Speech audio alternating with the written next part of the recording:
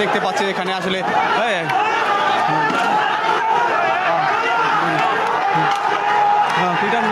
আসলে ঘটনা ঘটছে এবং যারা এখানে আন্দোলন করছিল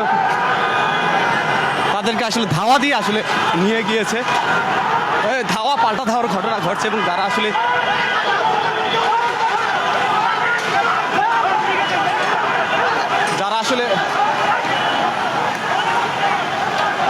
পুরো রাস্তা আসলে পুলিশ আসলে কোনো অবস্থান করতে ধাওয়া পাল্টা ধাওয়া চলছে।